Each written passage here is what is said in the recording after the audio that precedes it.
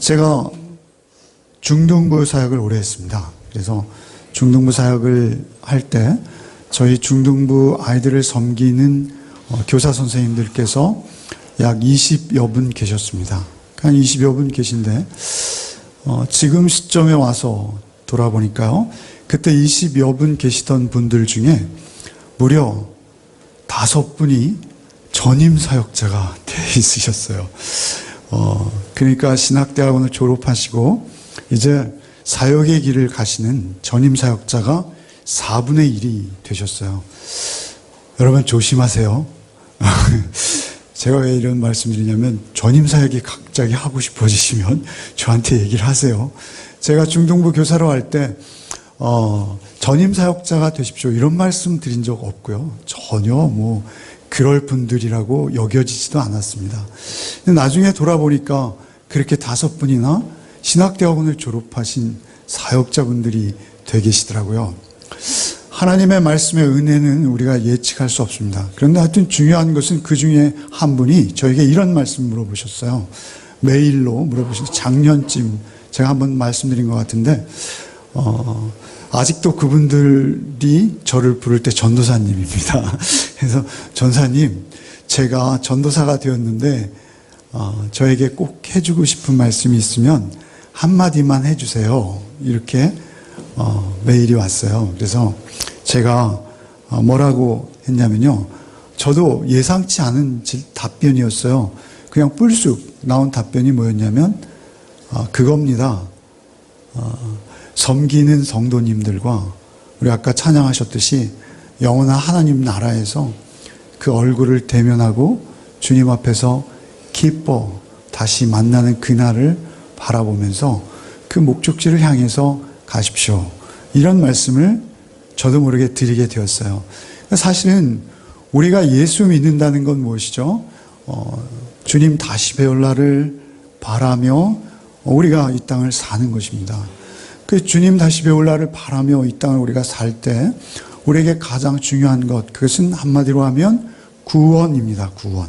그죠? 구원. 옛날에는 10원이 큰 돈이었어요. 그래서 구원, 교회 가면 구원 얻는다. 그래서 교회가 대단히 부와 명예를 주는 것처럼 여겨졌는지 모르겠어요. 중요한 건 우리에게 있어서 뭐죠? 하나님의 영원한 나라를 꿈꾸고 소망하며 그곳에서 여러분을 다시 뵙는 것, 그것이 우리의 유일한 목적이요, 우리 신앙생활의 전부입니다. 근데 사실 오늘 본문을 같이 묵상하기로 정한 것은 빌레몬서가 너무 좋았어요. 그래서 빌레몬서를 함께 묵상하기를 원했는데, 사실은 그거보다 더 중요한 것, 더 딱딱하고 지루하고 여러분이 사실은 굉장히 어려워하실 수 있는 말씀입니다. 오늘 읽으시면서 그렇죠, 굉장히 교리적이고 신학적인 말씀입니다. 그럼에도 불구하고 이 말씀을 택한 것은 우리의 구원을 성경에서 설명하시는 곳이 여러 군데 있습니다. 물론 성경은 창세기부터 계시록까지 다 우리의 구원에 대해서만 말씀하시는 책이죠. 그럼에도 불구하고 그 구원을 일목요연하게, 간략하게, 그리고 그 구원의 여정, 구원의 서정을 가장 압축적으로 빠짐없이 균형 있게 드러내는 성경의 말씀은 여러 군데 많이 있지 않아요. 오늘 우리가 읽은 이 말씀이 바로 그 구원에 관해서, 우리가 주의 영원한 나라에서 다시 배울 때까지 우리에게 가장 필요하고 요긴하고 또 힘이 되는 말씀이라는 것이죠.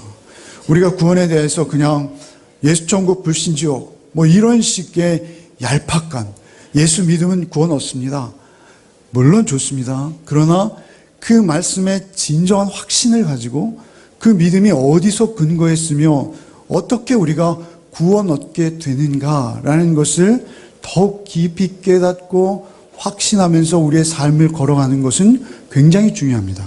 그러니까 구원의 확신의 정도에 따라서 우리의 삶은 엄청난 차이를 보일 수 있다는 것입니다. 그래서 성경은 그 구원이라는 복음을 여러 각도에서 비추어 주고 있습니다. 그래서 이러한 모습 저러한 모습으로 구원을 드러내 보여주고 계십니다만, 가장 중요한 오늘 우리가 나누기 원하는 것은 그 구원을 가장 균형 있게 정확하게 보여주고 있다는 것이죠. 먼저 이 말씀은 세 가지를 포함하고 있습니다. 세 가지 순서에 입각해서 기록되었어요. 무엇이냐면, 왜 우리에게 구원이 필요한가? 왜 우리에게 구원이 필요한가? 그리고 그 구원은 어떻게 우리에게 가능해졌는가? 그리고 그 구원은 어떻게 이루어졌는가라는 것입니다. 그리고 그 구원이 우리를 최종 목적지로 인도하는데, 그 최종 목적지는 어떠한 방법으로 이루를 수 있으며 거기에 이룬다는데 도대체 거기는 어떤 곳인가?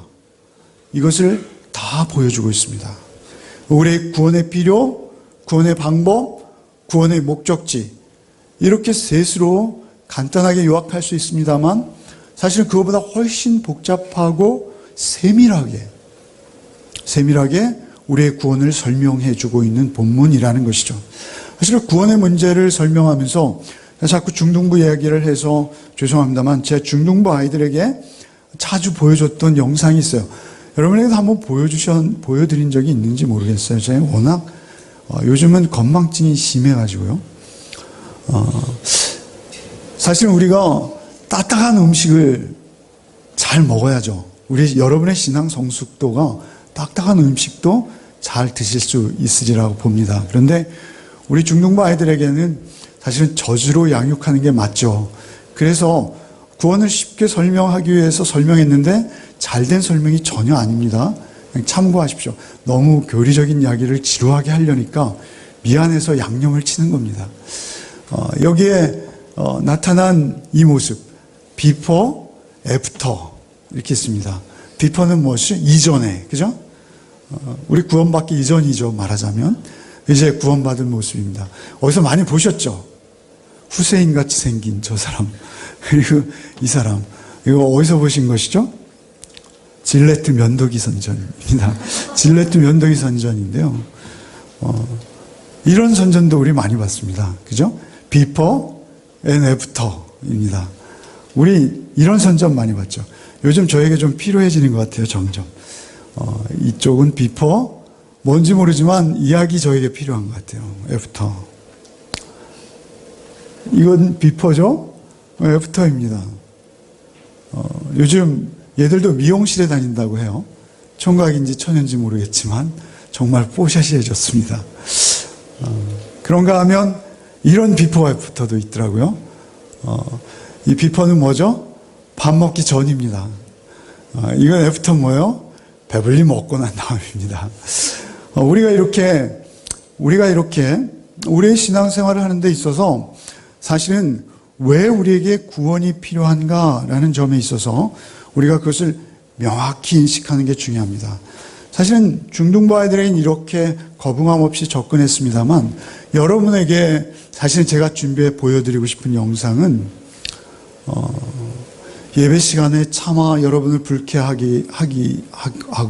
혐오스럽게 하기 때문에 띄워드릴 수 없는 형상입니다. 사실 우리가 수요일 날 예배에서 지겹도록 들어왔던 말씀. 그래서 무엇이죠? 우리가 왜 구원이 필요하면 우리는 죽었던 자들입니다. 사실은 이 동영상의 비퍼의 모습은 우리가 시체인 겁니다. 우리가 강시인 거예요. 우리가 귀신 들린 자인 거예요. 그런데 사실은 그 죽었던 상태에서 우리를 살려내신 게 구원이라는 것입니다. 생명 없는 상태에서 우리에게 생명을 불어넣어 주신 것이 구원의 사건인데, 그 구원의 사건을 오늘 본문이 우리에게 말씀해 주시는 것이죠. 그 비퍼의 모습, 예전 모습, 그 우리가 시체로 있다는 것은 무엇이냐면, 하나님과 우리의 관계가 단절돼서 끊어져서 하나님의 음성, 하나님의 말씀, 하나님의 존재에 대해서 우리가 전혀 의식하지 못한 채 있는 상태. 그래서 스스로 아무것도 할 수 없는 상태. 그 상태가 구원 전의 우리의 모습입니다. 그 구원 전의 모습을 우리 3절에서 볼 수 있는데요. 우리도 전에는 비퍼죠. 비퍼. 전에는. 우리도 전에는 어리석은 자요, 순종하지 아니한 자요. 여기서 어리석다는 것은 어떤 세상의 지식이나 세상의 지혜가 부족하다는 게 아닙니다. 여기서 헬라의 어리석다는 모습은 무엇이냐면 하나님의 음성, 하나님의 말씀이 들려오는데도 그것을 하나님의 음성으로 듣지 못하는 것입니다. 그런 어리석음이에요. 그런 어리석음 때문에 순종하지 못하는 거예요. 어리석은 자요 순종하지 아니한 자요. 하나님이 계실 뿐만 아니라 하나님께서 그 음성을 바라여 우리에게 하시는 말씀을 우리가 들을 수 있을 때 우리는 그 말씀에 순종하게 되는 것이죠. 그런데 우리는 그 말씀을 어리석게도 듣지 못하는 상태였다는 그 전에 우리의 모습이죠. 어리석은 자요 순종하지 아니한 자요 속은 자요 여러 가지 정욕과 행락의 종노릇한 자요. 속은 자라는 것입니다. 속은 자라는 건 무엇이죠? 누군가 속이는 주체가 있는 거예요. 그 속이는 주체가 우리를 미혹하고 속이는 거예요. 계속 속이는 거예요. 그 속는 자에게 우리는 속은 자요 여러 가지 정욕과 행락의 종노릇한 자요. 그 속이는 자는 우리를 속일 뿐만 아니라 우리의 삶 전체를 휘어잡고 우리의 삶 전체를 그가 좌지우지하며 흔들고 가고 있다는 것입니다. 그래서 우리는 그 종노릇하면서 끌려가고 있는데 그들이 던지는 미끼가 뭐라는 거예요? 정욕과 행락이라는 거예요. 정욕은 무엇일까요? 우리의 욕심입니다.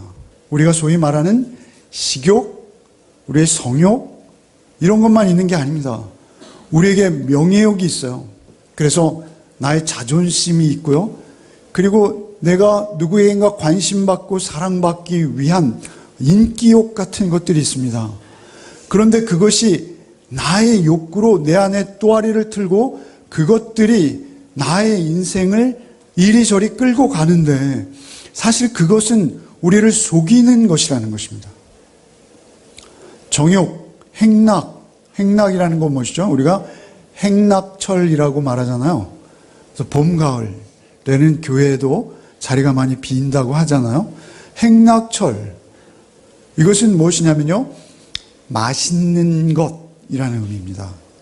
헬라어로 탐욕에 가득한 것, 이런 의미입니다. 그러니까 행락은 우리가 그냥 수업 시간에 그 턱턱 졸다가도 소풍 간다 하면 눈에 번쩍 띄면서 그런, 제가 그랬습니다. 하여튼 중요한 것은 행락, 우리의 정욕과 우리의 어떤 육체적인 만족들, 식욕, 요즘 TV에 온통 무엇이죠? 네, 냉장고를 부탁해요. 뭐 이런 것들이 우리에게 시청률이 높아요. 그 이유는 무엇이죠? 우리의 기본적인 욕구들이 우리를 그렇게 끝없이 끌고 가고 있어요. 사실은 공영방송, 텔레비전이라는 것은 우리의 세태를 읽고 우리 나라, 우리 민족, 좀 더 공익적인 개념이 공영방송이잖아요. 근데 그 공영방송이 우리를 마취시키는 일에 오히려 앞잡이가 된 것 같아요.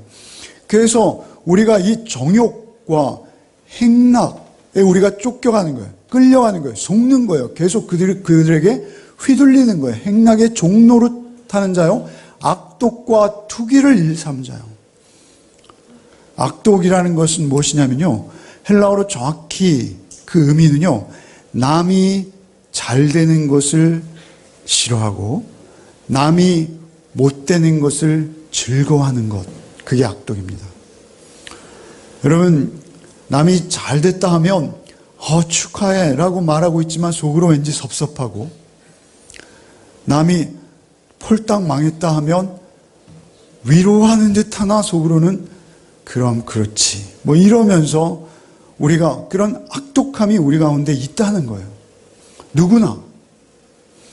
악독과 투기는 무엇이죠? 남이 잘 되는 거 보면 싫은 거예요. 우리의 본성이 그렇다는 거예요. 악독과 투기가 있어요. 그래서 남이 선한 말, 옳은 말 하면 싫어요. 그래, 맞아. 네 말 맞아. 그런데 싫어요. 감정적으로. 그리고 남이 틀린 말 하면 내가 그 사람을 교정해 주면서 은근히 우월함을 우리는 경험하게 되죠. 그런데 사실 그것은 독한 겁니다. 악독한 겁니다. 악독과 투기로 인해서 우리의 관계가 망가지는 거예요. 악독과 투기를 일삼은 자요, 가증스러운 자요, 피차 미워하는 자요. 결국은 이 모든 말씀이 다 연관되어 있고 점점 깊이를 더해가는 거예요. 그래서 가증한 자가 되는 거예요. 서로에게. 가증한 자라는 것은 미운 자라는 거예요. 미운 자. 우리 서로에게 미운 자가 되는 거예요. 그래서 어떻게 돼요? 피차 미워하는 거예요. 결국. 비슷한 거죠. 우리가 가장 사랑해야 될 우리의 배우자마저 우리가 사랑하지 못하고 미워하는 자리까지 가는 거예요. 악독과 투기가 있어요. 그리고 정욕과 행락의 종노릇해요.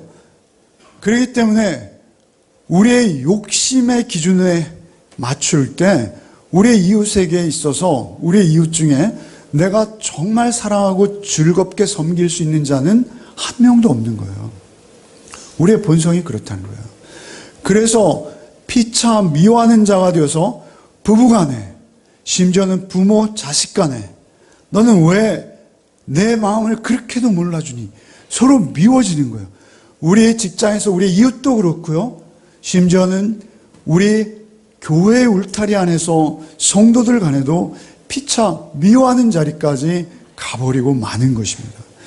우리가 이런 상태이기 때문에 우리에게 구원이 필요한 거예요. 우리가 누구도 사랑할 수 없어요.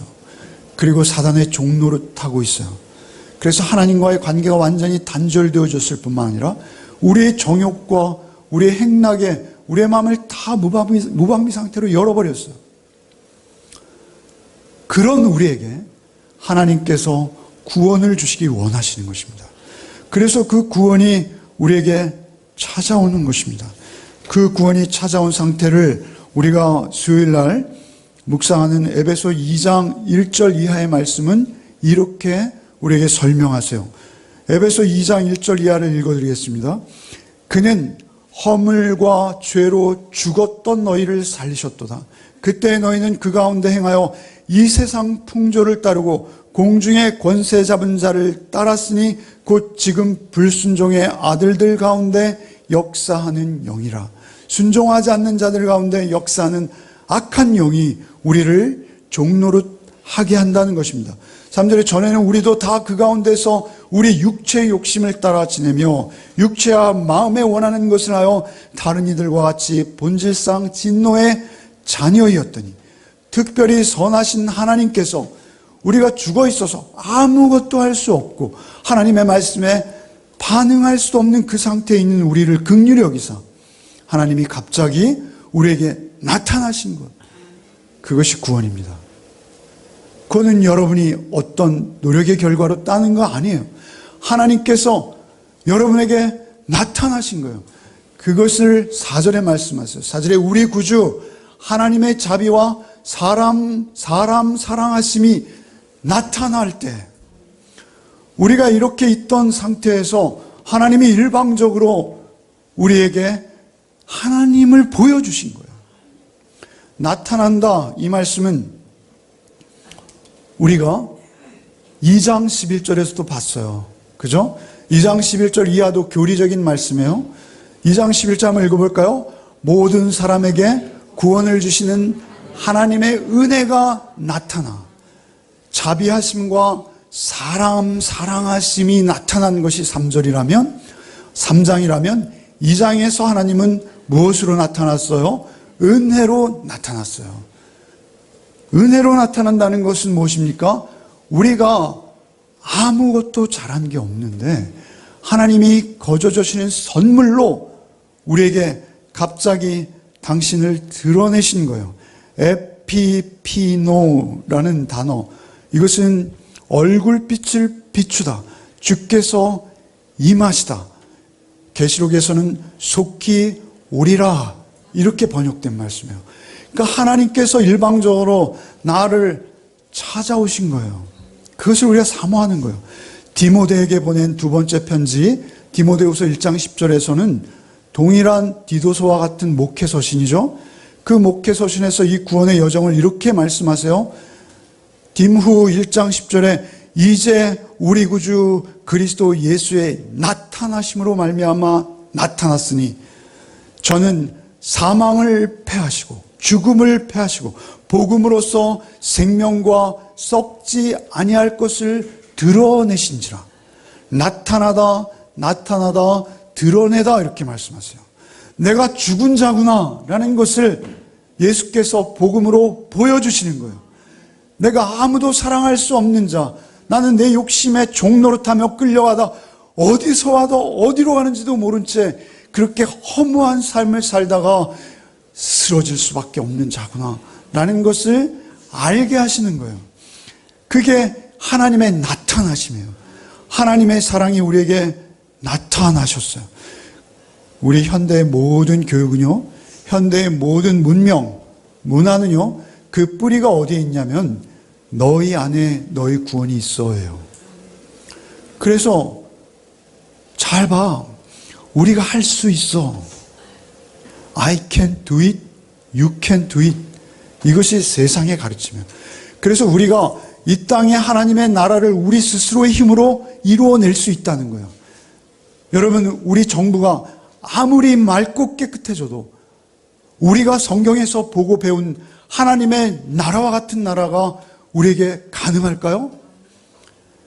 우리에게 있어서 하나님의 통치하시고 다스리시는 완전한 나라의 성취는 우리 힘으로 이룰 수 없다는 것을 성경은 말씀하고 계세요. 오직 누구만 이룰 수 있어요? 하나님 안에서 죽은 자가, 내가 죽은 자라는 것을 알고 그 안에 내 생명을 주신 하나님의 은혜에 붙들려 있는 자들만 하나님의 나라를 사는 거예요. 모든 게 감사한 것이요, 나의 정욕과 행락의 욕심에 종노릇하는 것이 아니라 하나님의 말씀에 나를 복종시킬 수 있는 자리로 나갈 때 하나님의 나라는 이루어지는 거예요. 그래서 신명기 7장 6절 이하의 말씀은 이렇게 말씀하세요. 너는 여호와 내 하나님의 성민이라. 내 하나님 여호와께서 지상 만민 중에서 너를 자기 기업의 백성으로 택하셨나니 여호와께서 너를 기뻐하시고 너희를 택하심은 너희가 다른 민족보다 수요가 많은 연고가 아니라 너희는 모든 민족 중에 가장 작으니라.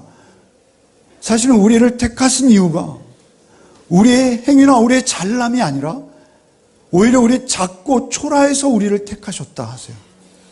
여러분, 이스라엘을 찾아오실 때 이스라엘 주변에는 애굽도 있었고요, 아수르도 있었고요, 메데, 파사, 바벨론, 아주 강력하고 잘난 나라들이 많았어요.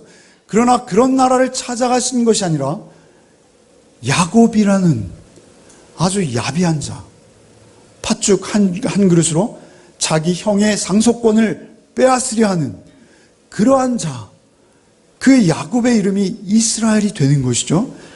하나님께서는 그 야곱에게 자신의 모습을 나타내셨어요. 그가 그 욕심과 정욕에 종노릇해서 형의 장자 명분을 빼앗고 홀로 그 도망길에 있을 때 하나님께서 그가 잠들어 있을 때 나타나셨어요. 하늘의 사닥다리를 보여주셨어요. 그 야곱 같은 우리예요. 그래서 신명기 9장 4절에 내 하나님 여호와께서 그들을 내 앞에서 쫓아내신 후에 내가 심중에 이르기를 나의 도움으로 인하여 여호와께서 나를 이 땅으로 인도하여 드려서 그것을 얻게 하셨다 하지 말라. 나의 의로움으로 인하여 여호와께서 나를 이 땅으로 인도하여 드려서 그것을 얻게 하셨다 하지 말라. 실상은 이 민족들이 악함을 인하여 여호와께서 그들을 내 앞에서 쫓아내심이라. 내가 가서 얻을 땅을 얻음은 너희 의로움으로 인함도 아니요 내 마음의 정직함으로 인함도 아니요 이 민족들의 악함을 인하여 내 하나님 여호와께서 그들을 내 앞에서 쫓아내심이라. 여호와께서 이같이 하심은 내 열조 아브라함과 이삭과 야곱에게 하신 맹세를 이루려 하심이라. 이렇게 말씀해요. 분명히 말씀하시는 거예요. 너의 의로움이 아니라 내 의로움을 너에게 나타내기 원한다. 이 말씀이신 거예요. 그리고 또한 그 아브라함과 야곱에게 하신 맹세, 그 언약 때문에 기록한 말씀의 언약, 그 언약으로 인해서 내가 너를 구원하노라 이렇게 말씀하십니다. 이사야서 41장 13절 이하에 나 여호와 너희 하나님이 내 오른손을 붙들고 내게 이르기를 두려워 말라 내가 너를 도우리라 할 것임이라.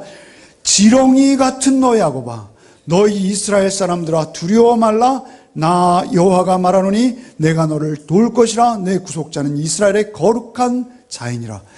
야곱이 지렁이 같은 것을 하나님은 아세요. 여러분, 야곱과 에서를 비교해 보세요. 누가 더 사나이 같습니까? 네. 너무 정답을 빨리 잘하셔서. 에서는 대범한 사나이 중에 사나이입니다. 그래서 팥죽 한 그릇에 장자명분도 던져버릴 수 있는 사냥자라죠. 호쾌하죠. 이삭의 사랑을 더 많이 받았어요. 그런데 에서를 버리고 야곱을 사랑하신 거예요. 로마서 9장 13절에 기록된 바 내가 야곱은 사랑하고 에서는 미워하였다 하신 것 같으니라. 그렇게 말씀하시는 거예요. 오히려 에서를 사랑하실 것 같은데 야곱을 사랑하시는 거예요. 신약에서도 마찬가지죠. 고린도전서 1장 26절 형제들아 너희를 부르심을 보라. 육체를 따라 지혜 있는 자가 많지 아니하며 능한 자가 많지 아니하며 문벌 좋은 자가 많지 아니하도다. 그러나 하나님께서 세상에 미련한 것들을 택하사 지혜 있는 자들을 부끄럽게 하려 하시고 세상에 약한 것들을 택하사 강한 것들을 부끄럽게 하려 하시며 하나님께서 세상에 천한 것들과 멸시받는 것들과 없는 것들을 택하사 있는 것들을 폐하려 하시나니 이는 아무 육체라도 하나님 앞에서 자랑하지 못하게 하려 하심이라. 믿으십니까? 여러분, 우리가 이 자리에서 예배드리는 것도 여러분의 특별함이 아니에요. 하나님께서 나타나 주셔서 여러분의 귀에 하나님의 음성을 들려주신 거예요. 그래서 그 하나님의 음성 듣기 위해서 여러분 이 자리에 오신 줄 믿습니다. 모든 것이 다 하나님의 은혜인 거예요. 그래서 사실 우리 교회에서 너희 중에 문벌 좋은 자가 많지 않냐며 이렇게 말씀하시면 화를 내실 분들이 많아요. 문벌이 좋거든요. 너희 중에 학벌 좋은 자가 많지 않냐며 그러면 여러분 화를 내실 분들이 많아요. 그러나 우리가 하나님 앞에서 나의 문벌이나 학벌이 여러분 배설물로 여겨지지 않는다면 여러분은 하나님의 은혜와 상관없는 자입니다. 여러분은 하나님의 은혜와 끊어진 자입니다. 여러분이 여러분의 몫으로 주장할 것은 없습니다. 그래서 하나님께서 이렇게 말씀하시면 5절 우리를 구원하시되 우리의 행한 바 의로운 행위로 말미암지 아니하시고. 왜 이렇게 오늘날 교회들은 여러분 대단하세요, 여러분 특별하세요의 주장이 많은지 모르겠어요. 여러분 우리 교회는 이토록 선한 일을 많이 합니다가 교회의 주장이 되어서는 안 돼요. 우리는 죄인들이 모였습니다. 그러나 하나님의 영광이 우리에게 임하셨습니다가 우리의 주장이 되어야 되는 거예요. 그래서 우리가 행한 바 의로운 행위로 말미암지 아니하고. 여러분 이슬람은요, 그 교리가 제가 코란을 다 읽어보지 못했습니다만 한 교수님이 이런 비유를 하세요. 이슬람의 주장은 무엇이냐면 천칭저울과 같대요. 천칭저울 아시죠? 이렇게 가운데에 이렇게 있고 이렇게 쭉 있어요. 양쪽에 무게를 달죠. 그래서 이쪽에 선행이 있고 이쪽에 악행이 있어요. 악행이 4개 있고 선행이 5개 있으면 구원이고요. 선행이 4개 있고 악행이 5개 있으면 지옥이라는 거예요. 편하죠? 편합니다. 적당히 악행 행하고요, 거기에다가 선행을 하나만 보태면 돼요. 그런데 모든 악행을 덮을 수 있는 게 자살 테러예요. 자살 테러하면 모든 악행을 덮고도 남음이 있고 천국에 가서 8명의 아름다운 부인과 함께 살 수 있대요. 와, 8명의 아름다운 부인과 함께 산대요. 우리의 정욕을 얼마나 만족시키는 말씀입니까? 그게 코란이에요, 코란. 여러분, 기독교도 한때 이랬어요. 면죄부를 파는 거예요, 면죄부를. 돈으로 우리의 구원을 살 수 있다고 말하는 거예요.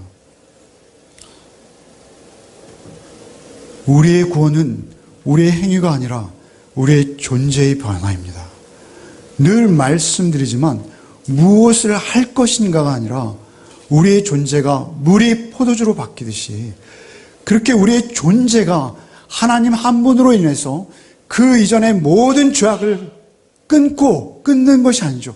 끊어주심으로 우리의 존재가 하나님의 형상대로 바뀐 거예요.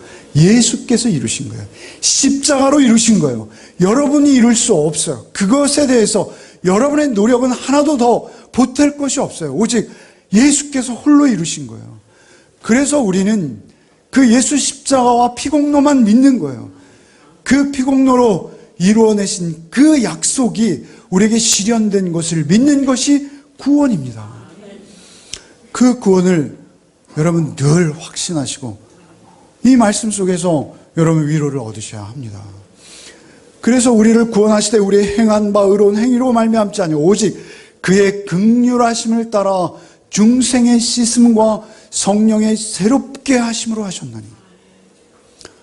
중생의 씻음과 성령의 새롭게 하심, 굉장히 교리적이고 신학적인 단어들이에요. 그러나 이것은 간단한 거예요. 중생이라는 단어를 우리가 많이 들어서 알고 계시겠습니다만, 중생이라는 단어는 헬라어로 팔랑게네시아스라는 단어예요. 팔랑게네시아스. 팔린이라는 단어와 게네시스라는 단어가 합해졌어요. 팔린이라는 단어는 다시, 또 어게인이라는 단어예요. 게네시아스라는 단어는 살다, 태어나다 이런 단어예요. 그러니까 중생이라는 것은 다시 태어나다, 영어로 하면 born again인 거예요. 그래서 우리가 다시 태어나는 거예요. 그래서 요한복음 3장에 니고데모가 왔을 때 내가 다시 태어나지 않으며 하나님 나라를 볼 수 없다라고 하자 니고데모 뭐라고 하죠? 내가 어머니 모태에 들어갔다 다시 납니까? 라고 질문하자 예수께서 내가 물과 성령으로 나지 아니하면, 물과 성령으로 나지 않으면, 그 말씀이에요. 중생의 씻음과 성령의 새롭게 하심으로 나지 아니하면, 육에서 난 것은 육이요 영으로 난 것은 영이라 하시게 말씀하신 거예요. 우리가 성령으로 다시 나는 중생, born again, 씻음이라는 것은 모든 학자가 공히 제가 확인한 모든 주석에서 세례라고 표현해요. 세례. 세례는 물에 들어갔다가 나오는 것이요, 우리가 죽었다가 다시 사는 것입니다. 오늘날 이스라엘은 홍해에 들어갔다 나왔습니다만 우리는 예수 십자가로 나를 죽이는 것입니다. 내가 죽는 거예요. 하나님의 은혜로 예수 십자가에 내가 달리는 거예요. 하나님의 은혜로 달리는 겁니다.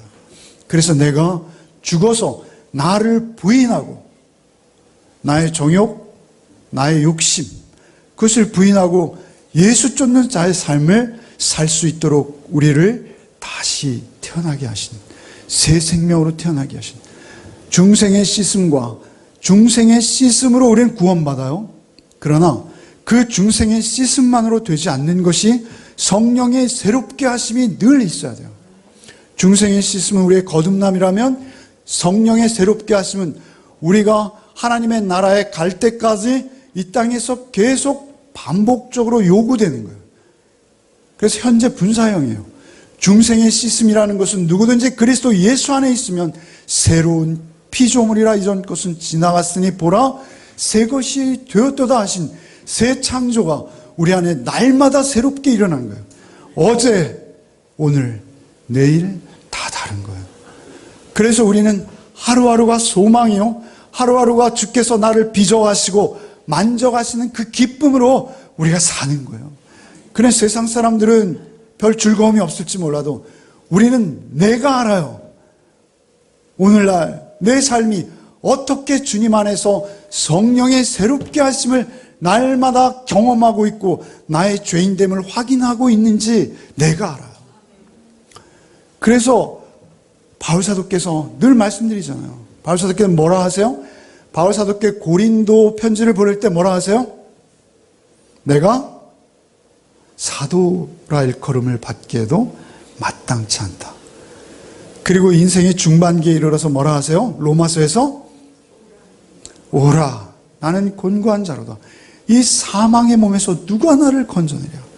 그러다가 마지막 유언과 같은 자기 아들 디모데에게 보낼 때 자기 인생의 마지막 부분에서 자기를 어떻게 인식하세요? 나는 죄인 중에 괴수요, 핍박자요, 포행자요, 나는 하나님의 원수로 행한 자다 라고 말하는 거예요. 그러니까 우리가 예수를 믿으면 점점 더 성경을 옆에 끼고 굵은 목소리로 천천히 걷는 것이 아니라 우리가 예수를 믿으면 더욱더 낮아지고 겸손해져서 나의 죄된 모습을 더 깊이 깨달아 가면서 하나님의 은혜 없이는 내가 도저히 불가능한 자로구나를 깨달아가는 것이 우리의 신앙의 여정인 것입니다. 그런데 우리는 조금만 교회 다녔다고 하면 왜 그렇게 교만해지는지 몰라요. 왜 그렇게 스스로 높아지는지 몰라요. 오히려 우리 신앙생활이 거듭될수록, 여러분의 신앙의 날수가 더할수록 더 낮아지고 더 겸손해지고 더 하나님 앞에서 나는 아무것도 아니군요 고백해내는 그러한 지혜가 있으시기 바랍니다. 그것이 하나님께서 주시는 지혜예요. 그렇게 우리를 새롭게 하실 때 7절을 6절을 보시죠. 우리 구주 예수 그리스도로 말미암아 우리에게 그 성령을 풍성히 부어주사. 성령을 풍성히 부어주시지 않으면 우리 그런 삶을 못 산다는 거예요. 성령을 사모하는 거예요. 그래서 여러분, 구하고 찾고 두드린다 하잖아요. 구하고 찾고 두드리는 게 뭐예요? 성령이에요. 성령이에요. 여러분, 그 말씀을 다른 곳에 적용시키지 마세요. 그 말씀은 분명히 성령을 좋은 것 주시지 않겠느냐? 성령을 주시지 않겠느냐라고 말씀하셨어요. 그러니까 우리에게 있어서 우리가 세상의 필요를 따라 구하는 것 물론 하나님께 우리의 일용할 양식을 의탁해야죠. 그러나 그것보다 우리에게 중요한 것은 성령의 충만함이에요. 여러분의 환경이 어떻든, 여러분의 여건이 어떻든 성령이 충만하게 여러분에 임하시면 오히려 그 환경의 어려움과 여러분의 곤란한 처지들이 하나님의 영광을 드러내는 수단으로 쓰임받게 하실 줄 믿습니다. 오히려 우리에게 필요한 것은 언제나 성령 한 분이십니다. 그래서 이렇게 말씀하시는 거예요. 우리 구주 예수 그리스도로 말미암아 우리에게 그 성령을 풍성히 부어주사 7절에 우리로 그의 은혜를 힘입어 의롭다 하심을 얻어 영생의 소망을 따라 상속자가 되게 하려 하심이라. 이것이 우리의 구원이 우리를 이끄는 마지막 종착역인 것입니다. 그런데 그 종착역을 가는 데 있어서 중요한 것은 뭐예요? 그의 은혜를 힘입어. 2장 11절엔 뭐라 그랬어요? 그의 은혜의 나타나심으로. 그리고 우리가 끝내 그 구원을 이루는 것도 무엇이에요? 그의 은혜를 힘입어. 처음부터 끝까지 다 은혜라는 거예요. 하나님께서 거저주신 선물이에요. 그래서 우리의 구원의 시작은 은혜의 나타남이요, 우리의 구원의 완성은 은혜를 힘입는 것입니다. 오직 그 은혜를 바라시고 그 은혜를 힘입으시는 복이 저와 여러분에게 있기를 바랍니다.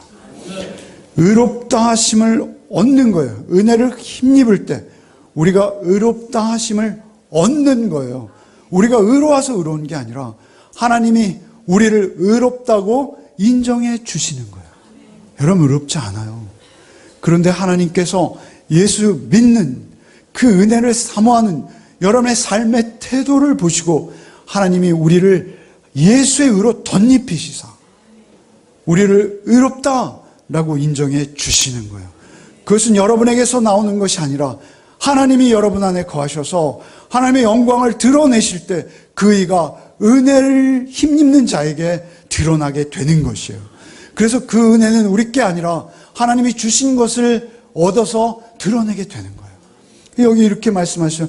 그 은혜를 힘입어 의롭다 하심을 얻어 영생의 소망을 따라 상속자가 되기려 하심이라.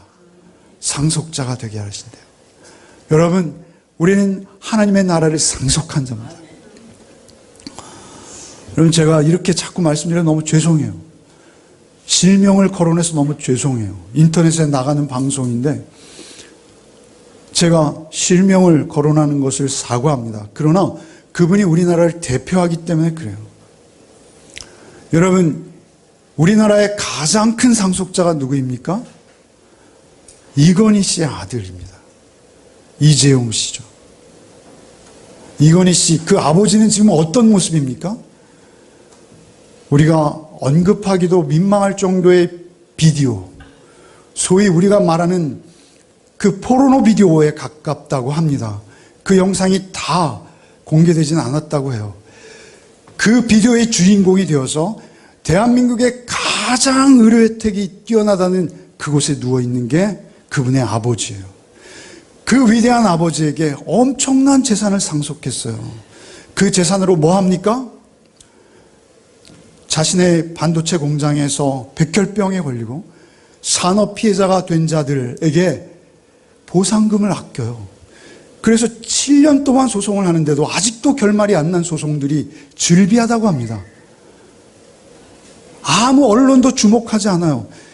그들에게는 그렇게 인색한 그가 오히려 최순실 같은 그러한 분에게는 돈을 물쓰듯 쓰고 있는 거예요. 그거 상속한 거예요. 여러분, 그거를 자녀에게 물려주시기 위해서 노력하십니까? 아닙니다. 여러분, 우리 그런 거 하나도 못 물려주는 한이 있어도 우리가 물려줘야 될 것은 하나님의 나라인 줄 믿습니다. 여러분, 하나님의 나라를 상속하십시오. 그것은 여러분이 하실 수 없는 것이기 때문에 기도하셔야 합니다. 그때 하나님께서 은혜로 여러분의 자녀들을 그 나라를 상속해 주시는 복이 임하게 하실 줄 믿습니다. 그러기 위해서 우리는 오늘도 그 소망으로 사는 거예요. 내가 비록 그런 재산은 상속하지 못했지만, 아니, 그것과는 비교할 수도 없는 상속을 받았어요. 누구로 인해서? 우리의 맏형 되시는 예수로 인해서. 여러분, 로마서 8장 29절에 하나님이 미리 하신 자들로, 창세전에 택하신 하나님이 미리 하신 자들로, 또한 그 아들의 형상을 본받게 하기 위하여 미리 정하셨으니 이는 그로 많은 형제 중에서 맏아들이 되게 하려 하심이라. 예수를 우리의 맏아들이 되게 하셨대요. 예수가 우리의 형이세요. 여러분, 우리는 하나님을 향해서 아버지로 부르고 있어요. 성령의 도우심으로. 성령의 도우심으로 우리는 하나님을 아버지로 불러요. 감히 그 아버지의 아들 되시는 예수께서 우리의 큰형이 되셔서 우리보다 먼저 죽으시고 우리보다 먼저 살아나셨어요. 그래서 우리도 거기에 죽는 거예요. 그리고 우리도 거기에 다시 생명의 소망을 얻는 거예요. 그 부활의 소망을 얻게 하신 맏형 되시는 예수 그리스도 안에 우리가 포함되는 거예요. 그것을 내포적 대신이라고 하는 거예요. 우리의 맏형 되시는 예수 안에 우리가 포함이 되어서 우리가 함께 영원한 나라를 상속하게 되었으니 이 어찌 큰 기쁨이 아니겠습니까? 그 기쁨만이 우리에게 가장 소중한 것이요, 그 기쁨이 우리를 살게 하는 줄 믿습니다. 그런데 우리는 은혜 받았다 합니다. 우리가 은혜 받았다 하는 것은 너무나 형편없는 걸로 우리가 은혜 받았다 해요. 여러분, 빌립보서 3장 5절 이하의 말씀, 우리 사도께서 이렇게 말씀, 내가 8일 만에 할례를 받고 이스라엘 족속이요 베냐민 지파요 히브리인 중에 히브리인이요 율법으로는 바리새인이요 열심으로는 교회를 핍박하고 율법에 의로는 흠이 없는 자로다. 그러나 무엇이든지 내게 유익하다는 것을 내가 그리스도를 위하여 다 해로 여길 뿐더러, 해롭다고 여길 뿐더러 또한 모든 것을 해로 여김은 내 주 그리스도 예수를 아는 지식이 가장 고상함을 인함이라. 내가 그를 위하여 모든 것을 잃어버리고 배설물로 여김은 그리스도를 얻고 그 안에서 발견되려 함이니 내가 가진 은은 율법에 난 것이 아니요 오직 그리스도를 믿음으로 말미암은 것이니 곧 믿음으로 하나님께로부터 난 의인이라. 더 동일한 말씀인 거예요. 오늘 우리가 묵상한 말씀과 동일한 말씀이에요. 여러분의 구원은 하나님께서 일방적으로 은혜로 나타나셔서 주신 것이요, 그 은혜를 우리가 받아서 그 은혜를 힘입어서 우리가 이 땅 가운데 거룩한 아버지의 아들로 우리의 삶을 살아낼 수 있게 되었다는 것입니다. 근데 우리가 은혜 받았다 하면 뭐라 하죠? 우리 아들 이번에 좋은 대학 갔어. 하나님 은혜 주셨어. 여러분 은혜 받았다는 뭐라 말씀하시죠? 여러분 우리 아파트 이번에 큰 걸로 이사했어. 하나님 은혜 주셨어. 우리 애아빠 승진했어. 도저히 불가능해 보였는데 하나님이 은혜 주셨어. 은혜라는 말을 남용하지 마십시오. 나 이렇게 병에 걸렸는데 하나님 은혜로 고쳐주셨어. 은혜입니다. 그것이 은혜가 아니라 할 수는 없죠. 그러나 그 은혜는 우리가 성경에 기록한 은혜와 너무 다른 것입니다. 성경에 기록한 은혜는 병 고침이 은혜가 아니라 예수가 나타나심이 은혜입니다. 여러분 병 고쳐서 건강해지면 뭐합니까? 그걸로 또 다른 정욕과 쾌락의 종로를 탄다면 병 고침이 무슨 의미가 있겠습니까? 우리에게 있어서 병 고침은 아무 의미도 없어요. 오직 은혜는 예수의 십자가와 부활이 믿어지는 은혜요, 하나님의 음성이 들려오는 것이 은혜요, 그분이 나의 삶 속에 실제적으로 내주하셔서 그분이 성령의 충만함으로 나의 삶을 인도하고 계신 그 과정이 은혜인 것입니다. 그 외의 모든 것들은 털어내십시오. 오직 여러분의 명예, 여러분의 인기, 여러분의 이름이 높아지는 것, 그것은 은혜가 아닙니다. 여러분의 이름이 낮아지는 것, 여러분이 핍박을 받는 것, 여러분이 어려움에 들어가는 것, 예수의 이름으로 인해서 예수의 이름을 쫓다가 여러분이 바보와 병신 취급당하는 것, 그것이 은혜인 줄 믿습니다. 그때 하나님이 거기서 영광을 드러내 주시는 것이지 여러분의 자존심을 챙기는 그 자리에서 하나님이 영광 드러내지 않으십니다. 여러분은 오직 낮아지고 더욱 나를 부정하고 나를 십자가에 못 박고 나의 인기, 나의 명예, 나의 재산, 나의 소유, 나의 모든 것은 하나님께로부터 온 것이니 하나님의 선하신 뜻대로 나를 사용하여 주옵소서 라고 오직 그 은혜의 나타남을 쫓아서 그 은혜를 힘입어 오늘도 내일도 여러분과 아버지의 나라에서 영원한 생명으로 우리 다시 볼 그날까지 오직 그 은혜의 나타나심을 사모하며 그 은혜를 힘입어 이 땅의 삶을 승리로 살아내는 복이 저 여러분에게 있기를 소원합니다. 찬송가 부르고 마치겠습니다. 310장 찬송 부르고 제가 기도하고 마치겠습니다.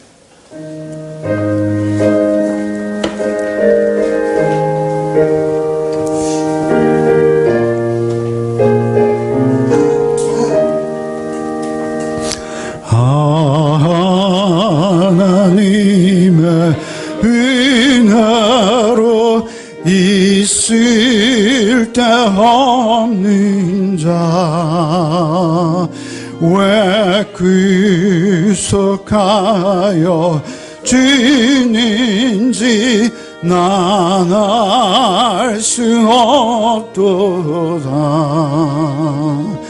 내가 믿고 또 의지함이 내 모든 형편하시는 주님 늘 보여주실 것을 나는 확실히 아나. 왜 내 믿음과 복음 주셔서 내 마음이 항상 편한지 난 알 수 없도다. 내가 믿고 또 의지함이 내 모든 형편 아시는 주님 늘 보여주실 것이 나는 확실히 아나. 왜 내게 성령 주셔서 내 마음을 감동해. 주 예수 믿게 아닌지 난 알 수 없도다. 내가 믿고 또 의지함이 내 모든 영평 하시는 주님, 늘 보여주실 것이 나는 확실히 아나.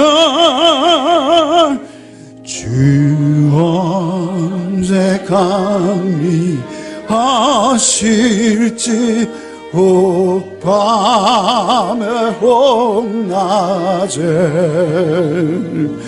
또 주님 만날 그것도 난 알 수 없도다. 내가 믿고 또 의지함이 내 모든 영평 하시는 주님, 늘 보여주실 것이 나는 확실히 아나.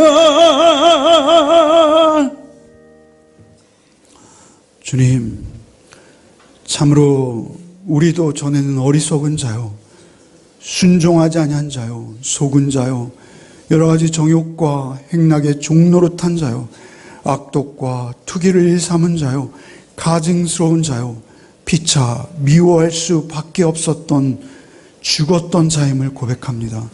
그러나 주께서 하나님의 자비와 사랑을 우리에게 나타내시사, 그 은혜를 나타내시사 우리를 구원하시고 우리를 거듭나게 하시사 세례 받게 하시고 성령의 새롭게 하심을 따라 살게 하시니 감사합니다. 우리에게 오직 성령의 풍성한 은혜를 허락하여 주옵소서. 오직 그 은혜를 따라 구원함을 얻었사오니 그 은혜를 힘입어 의롭다함 또한 얻게 하여 주옵소서. 영생의 소망을 따라 하나님의 나라를 영원한 기업으로 상속한 상속자로 우리의 삶을 살아내게 하여 주옵소서. 성령께서 오직 언제나 우리를 떠나지 아니하시고 우리와 늘 동행해 주심을 감사하며 그 성령 보혜사로 오신 예수 그리스도의 이름으로 기도하옵나이다. 아멘. 이제는 우리 구주 예수 그리스도의 은혜와 하나님 아버지의 그 이해할 수 없는 기이하신 크고도 놀라우신 사랑과 성령의 교통감화 충만케 하시는 은총이 오직 은혜의 나타나심을 따라 은혜를 힘입어 살기로 작정한 우리 가족들 위해 이제로부터 영원토록 함께 계시기를 축원하옵나이다. 아멘.